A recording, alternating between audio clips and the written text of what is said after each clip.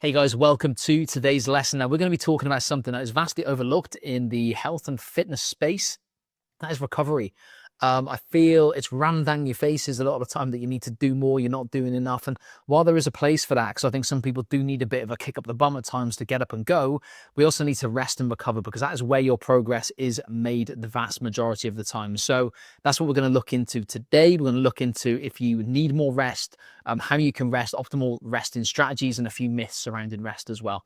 So first up is, why does recovery matter? Well, when you train, when you exercise, you create micro tears within the muscles and you also deplete your energy levels and your energy systems. Now, it's during recovery that these muscle fibers start to repair and you will start to get stronger and fitter than you were before. Now, without proper rest, you will experience things like performance plateaus, physical and mental burnout, maybe an increase in injury risk as well, and also a compromised immune function. So if you're getting ill quite a lot, it might be a sign that you're overtraining a little bit. So just be wary of that. Yeah.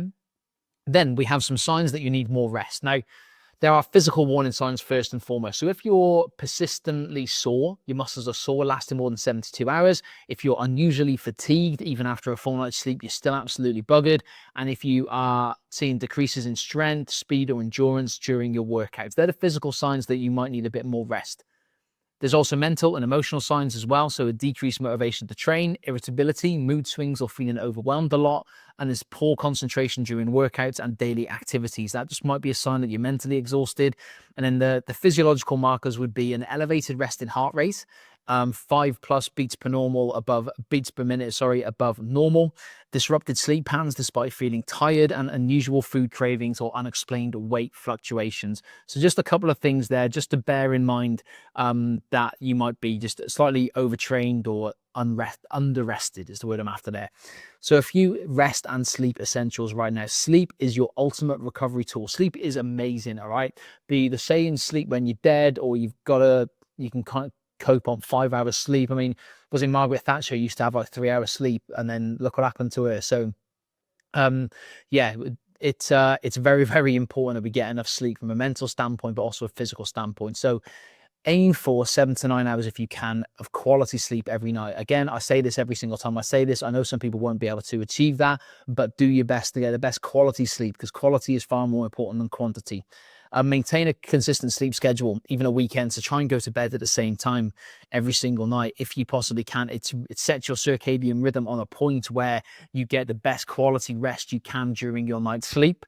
Create a screen-free wind-down ritual 30 to 60 minutes before bed. Put the screen away. The blue light is going to stimulate you. I did it recently. I was on my phone before bed and I was literally buzzing for about an hour after I tried to go to sleep. So put away the screen, maybe read a book, listen to music, do some stretching, something that doesn't involve looking at a screen, because we look at screens a lot, don't we? Ironically, you're looking at a screen right now. So something to do before bed. And then keep your bedroom fairly cool. You don't want it too warm because that, again, will disrupt your sleep. You don't want it too cold because that will. So try and keep it between 16 and 18 degrees Celsius, dark and nice and quiet. Fairly obvious, we're trying to sleep. Now, some strategic rest planning here would be schedule 1 to 2 complete rest days a week from your training schedule, and implement deload weeks every 6 to 8 weeks. So that would just be a slightly less intense week with workouts or with your running schedule or with your classes that you do. Just every 6 to 8 weeks, just have a week where it's not quite as intense. Is the kind of concept of that. Okay. So there are a couple of things to bear in mind. Now, active recovery boosters. Recovery doesn't mean you have to sit on your ass all day and just completely rest. You can be active and recover. So think of recovery like charging up your phone battery. Don't wait until you're on 1%. You need to recharge before then, don't you? So active recovery activities. So it could be light walking, gentle yoga, some mobility work, swim, cycle, something like that, something you enjoy. It could be foam rolling or some targeted stretching. You can have nutritional boosters as well. So make sure you're hydrated. 3 to 4 liters. It would be really, really good. Aim for 2 liters minimum as a standard requirement. Protein timings. So try and get protein. It says here within 30 minutes post exercise. It's not critical, but if you can get some protein in 30 minutes after exercise, it's going to be good. If it's 2 hours after, it doesn't necessarily matter, but it can just increase that kind of recovery process a little bit more having it earlier. Antioxidant rich foods, so eat plenty of berries, leafy greens, and tart cherry juice or turmeric from inflammation. Now, before I did this research for this presentation, I did not have a clue about tart cherry juice, but apparently it's very good for inflammation. I knew turmeric was very good, or turmeric, however you want to say it, but yeah, it will help reduce inflammation within the body. So could be useful moving forward for recovery. And then stress management, a bit of mindfulness practice. So you could do 10 minutes a day of just kind of chilling, meditation, whatever, yoga. Nature exposure, so definitely get outside, get some fresh air every single day, non-negotiable really. Some cold immersion could be a good one. So if you've got an ice bath nearby, not everyone has these, or the vast majority of people don't, but it could be useful. It's great physiological benefits, also psychological benefits, and a bit of social connection and a bit of laughter. You've got to enjoy things, guys. Laugh a little bit. I feel like everything's far too serious at the moment. You're bombarded with serious stuff on the news, which is why I don't watch the news, because it makes me feel depressed and low.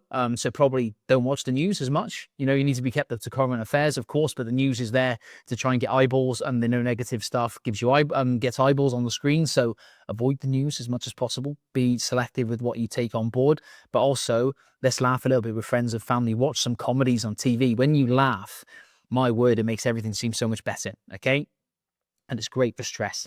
Now, recovery myths busted. Now, before anyone shouts at me for not watching the news, that's my choice. I'm quite happy to not know about what's going on. In my own little world, I'm happy. Now, recovery myths busted here now. So, myth, more training equals more results. Fact, overtraining leads to diminishing returns and can actually reverse the progress. So, elite athletes often train less intensely than amateurs, but with greater precision, greater recovery focus, and a greater intensity when they train. So research shows that overreaching for just 2 weeks can really suppress performance for up to around 2 months. So just be wary that you don't need to train every single day. If you enjoy it and be active every single day, of course you can, but you don't need to be in the gym 7 days a week caning it, okay? Myth number 2, rest days are lazy days. Fact is, rest days are productive training days when your body rebuilds and strengthens. So they require discipline and should be planned with the same intention as workout days. So studies indicate that strategic rest can improve power output by 5 to 8% compared to continuous training. Again, useful fact, bit of knowledge there, a couple of knowledge bombs for you. And then myth number 3, I can catch up on sleep at the weekend. The fact here is, guys, sleep debt cannot be effectively repaid in bulk. Consistent sleep patterns are far more beneficial than alternating between deprivation and excess. So you can't really catch up on your kip. Even one night of poor sleep can reduce your reaction time by up to 300%, comparable to alcohol impairment. So you've got to get sleep. And also, let's strip sleep back to its absolute basics. If you're knackered, you make terrible choices with food and terrible choices in life. So let's try and sleep, and you'll make better choices with food, better choices with life. All right. And it just makes you a happier person if you get a bit of kip. So a bit of a takeaway and a bit of an action plan here from this recovery lesson today. Now, recovery isn't optional, guys. It's part of the plan. Now, I want you to schedule in at least 1, if not 2 rest days this week. Okay. Block them into your calendar and treat them with the same importance as your training days and workout days. Prioritizing sleep as a non-negotiable, something I want you to do starting tonight. Set a consistent bedtime alarm and create a 30-minute wind down routine without any screen activity. And then try 1 active recovery session. So replace 1 high intensity workout with a gentle bit of movement that leaves you feeling refreshed, not depleted. So maybe incorporate a bit of Pilates or a bit of yoga, or just some of your own stretching, or maybe could be, I don't know, some kind of, just go for a walk and listen to some chilled out music or something like that. Okay, some kind of active recovery session is going to be crucial. So I want you to start incorporating these into your week and daily activities. Okay. Any questions about this, give me a shout. Short and sweet today, because it's a bit of a boring topic, but it's very important that we get this sussed. And if you need any help, guys, let me know.